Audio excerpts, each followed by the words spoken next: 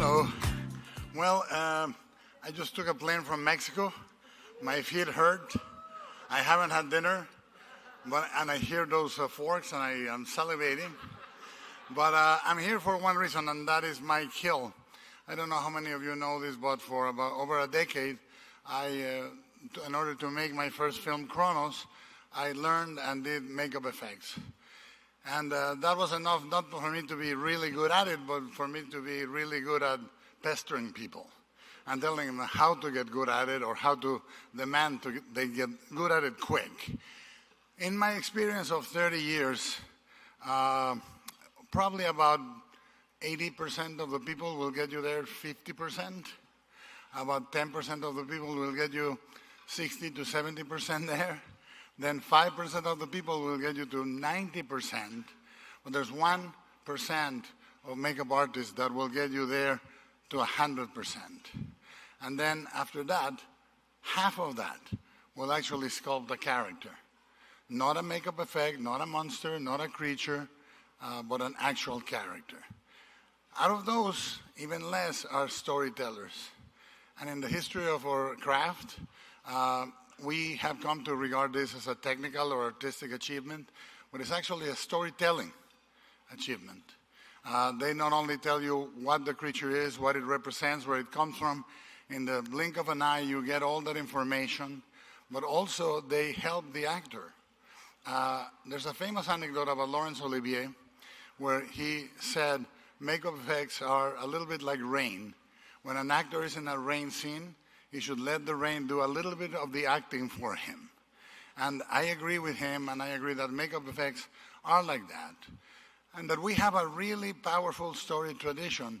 Very few even of the most remarkable makeup effects guys are creature guys, because they are mostly character makeup, age, historical likeness, and very few of them are gifted to create a creature that is compelling, that holds your eye, and is completely believable as a living, breathing character.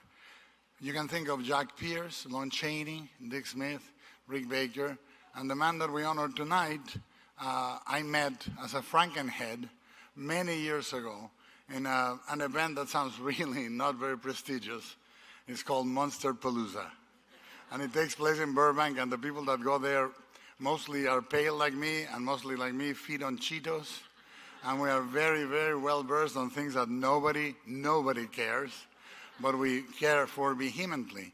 And Mike had a 7-foot-tall, close-up, hyper-realistic head of Boris Karloff as the monster. And I was there when his stand was closed, and I went and said, who sculpted this? Well, this guy called Mike Hill. And I already admire his sculptures about how genial they were. He trained with Madame Tussauds. So he was able to create characters that looked like they were in the middle of a breath, in the middle of a step. And what I wanted more than anything in the world, be it by buying it or stealing it after Monsterpalooza closed, was that close-up head of Boris Karloff. I met with Mike. I had to reassure him that I was of the faith. And we geeked out about data, about Frankenstein, Bride of Frankenstein, Son of Frankenstein, the differences on the makeup. And he said, well, maybe I'll sell it to you. I said, I'll put it on the balcony. You enter my place, and he said, I'll sell it to you because that's why I made it. I wanted to reinvigorate what you felt in the 1930s when you saw Boris Karloff large on the screen, before it became a serial or a battery commercial or a cartoon. And I knew I had met my brother. He later helped me create The Shape of Water, in which he created a remarkable amphibian man. And now we just finished Frankenstein, which we were both destined to make. I want you to know all this because the man you're welcoming tonight is a remarkable monster kid, which most of you will just think of us as weirdos. But he's an incredible sculptor, painter, and artist, and he's well-versed in every frame of composition, of creation of character, and he is a man that I admire with all my heart. Please let's welcome Mike Hill.